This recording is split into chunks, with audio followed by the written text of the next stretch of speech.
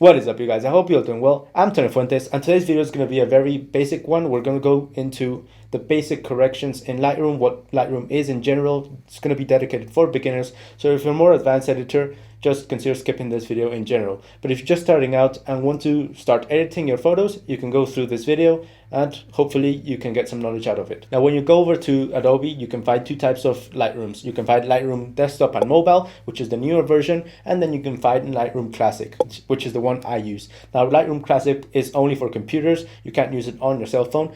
Meanwhile, Lightroom Mobile, you can use it on your cell phone and your computer and tablet. Now, the most important thing to notice that differentiates these two programs is the workflow. Meanwhile, Lightroom, the new version, requires you to have a subscription to Adobe Cloud, so all your files are saved in the cloud all the time, allowing you to work seamlessly between editing a photo in your tablet and then transferring it to your phone or computer.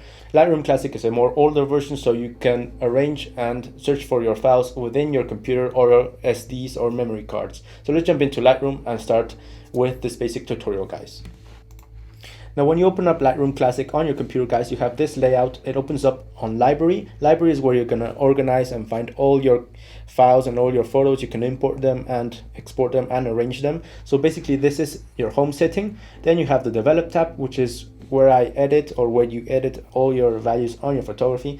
And then you have all these map, books, slideshow, print, and web, which really I haven't even opened them. I don't really use them. So basically, we're going to go through what I consider to be essential in Lightroom. So in this case, we're just going to start off by importing our photos.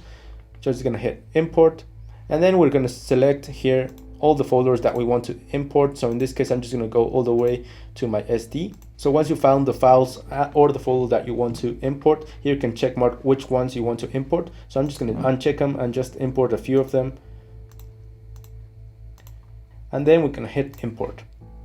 Now, as we can see over here in folders, we can see the files that we have imported. We can select them just like by clicking on them.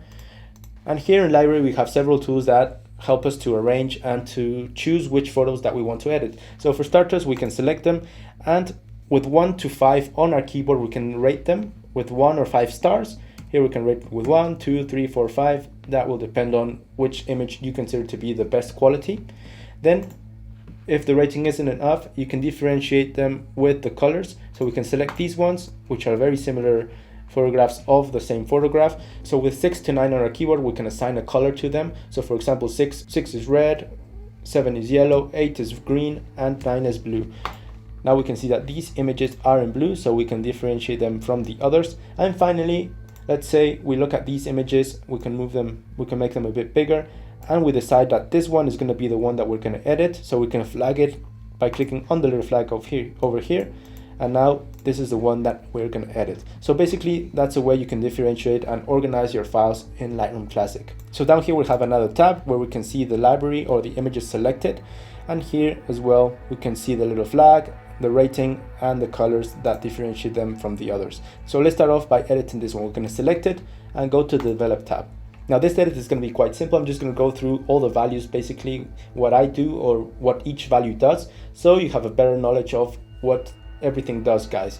So for starters, we can see that down here we have still the library open, so we can seamlessly move from one image to another.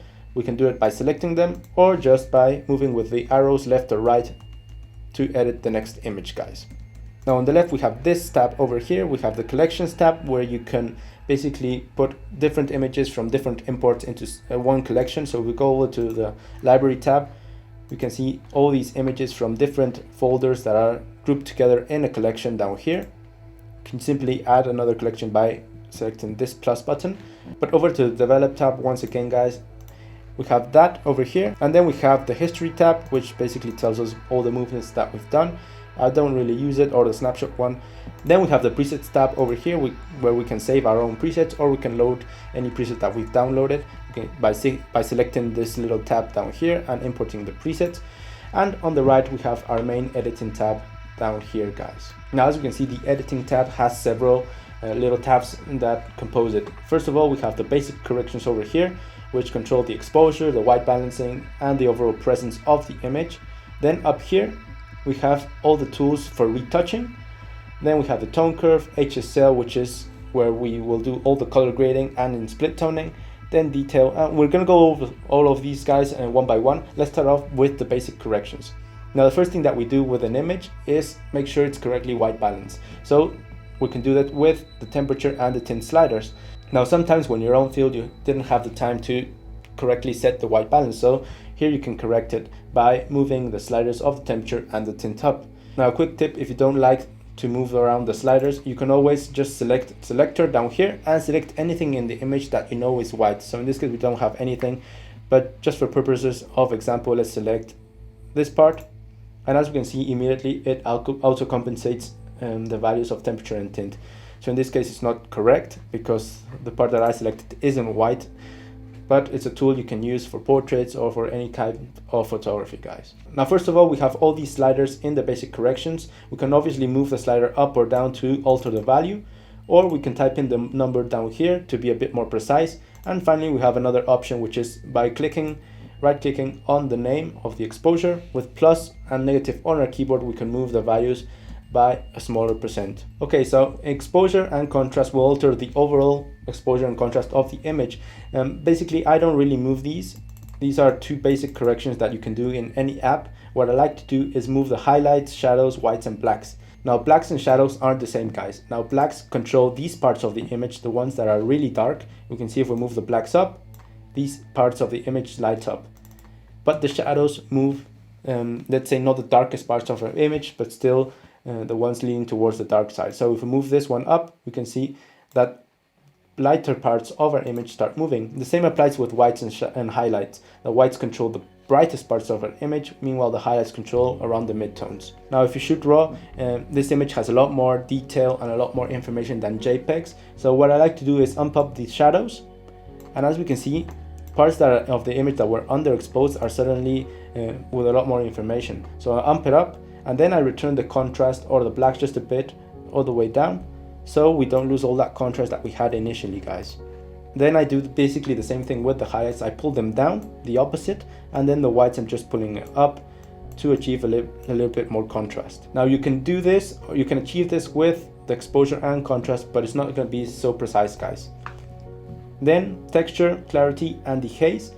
Basically this is a very stylized look. For example, if we ump up the texture, we can see that everything looks a bit more sharp. It's not good to overdo it, guys, as it does become a little bit more unrealistic. And clarity does something of the same, but with a lot less detail. It just adds a lot more contrast into the images. Now the haze, basically the name says it, it removes the haze from the image, or it adds it. It's not to be overdone as well, otherwise the image starts to be a bit more towards the ghosting side effect. And finally we have vibrance and saturation, which obviously desaturates the image in general. Now up here in the retouching tabs, we have this one, which is crop, and basically here we can assign any aspect ratio to the image. So for example, for vertical images on Instagram, I like to go with a 4:5, which is the maximum vertical size that Instagram allows. And then I'm just going to crop it and center it just like that, guys. Then again, here in crop we have this tool, which is very useful, the angle. Particularly when you shoot in landscapes, you want your image to be completely horizontal, guys. You don't want it to be tilted towards the side. So with angle, you can basically draw a line, for example in a street, and it automatically corrects the image towards the upright position. While we're up here, guys, we have the other retouching tools. We have the spot removal, which basically allows you to remove pimples or imperfections on the image. Let's say we wanted to remove the text from this part of the image, the 56, we can select the retouching tool and basically select it over here, and then we can remove certain aspects of the image for retouching purposes, guys.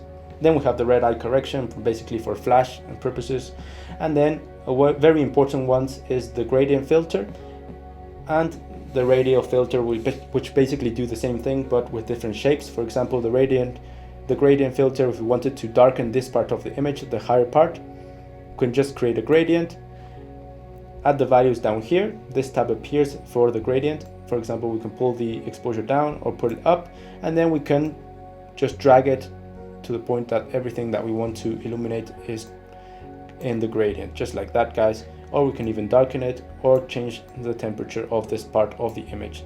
So these tools allow you to select and edit certain parts of the image, as well as the brush tool. The brush tool is very important. So for example, for portraits of dogs and of people, I always like to use the brush tool to highlight certain parts of the image. So I just zoom in just a little bit, select the brush tool, and then I just add a little bit more exposure and clarity, and then I'm just going to color the parts of the image that I want to highlight or really make pop up. And basically those are the correction tools up here, which are very useful, guys, but I always leave to the last after I completed the color grading and the basic corrections. Next up, tone curve. So this is a tone curve, guys, and it has the same purpose as the basic correction, but you get a little bit more freedom, and also you get another layer. So basically you did a basic correction over here in the contrast, and here you can add a little bit more another layer to the contrast selection. So down here we have the blacks, up here we have the whites, and we can move the blacks up just like that, and then we can see that all the blacks basically disappear from the image. And here we can move the whites down, and basically all the whites disappear from the image. So this is a simple way to explain what we did up here. If we put a point over here and a point over here, this is the whites, this is highlights, then we go over to the shadows and the blacks. So basically the blacks control the darkest parts of our image, the shadows the midtones, and the highlights control the midtones in the highlight reel, and then the whites control the whitest parts of our image. So basically we can add any points that we want to the tone curve, and here we can alter certain parts of our image. So in this case, what I want to do is just make the blacks a little bit more faded, and for that I'm just going to create a point down here, point over here. I'm going to move this point of the blacks up, and as we can see, the blacks on our image are tending towards the more grayish tones or more faded out look. So that's how you achieve a faded look in the blacks. Now if you wanted to make a bit of a more contrasty shape, we can always use the S shape. So for example, we can pull down the shadows, and we can pull up the highlights just like this, and as we can see, the image has a lot more contrast than it initially had.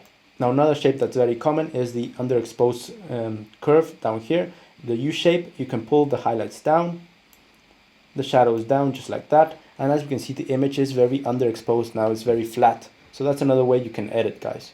Now there's some shortcuts on your keyboard that are very helpful. For example, F allows you to isolate the image so you can view it in full screen. Then you have Y on your keyboard, which allows you to see the before and after in comparison view just like that. And here we can see the changes that we've done. Okay, next up, the HSL and the color grading in general, guys. Now here we have three tabs, guys. We have the hue, which allows you to change the color of specific colors towards another tone. Then we have the saturation, which basically, well, the saturation of each color, and then the luminance. Now here in hue, you can change the colors to the approximate next one in the tone curve. So for example, if you want to change the greens, you can move them towards the yellowish over here. It makes it look more like an autumn. And then you can change it to the other side, which change them towards the emerald artificial kind of green. So basically that's what you can do with every color. Just play around with it. Then in saturation, well, for example, the greens, we want to desaturate them completely. Here they're basically gone. And then in luminance, we can add some luminance to that color to make it pop, or to darken it and make it less obvious, guys. So for example, if you wanted the greens to pop up a lot more, you can just amp up the luminance of the greens just like that, a bit of the yellows and the aquas, and the greens start to pop up just a little bit more.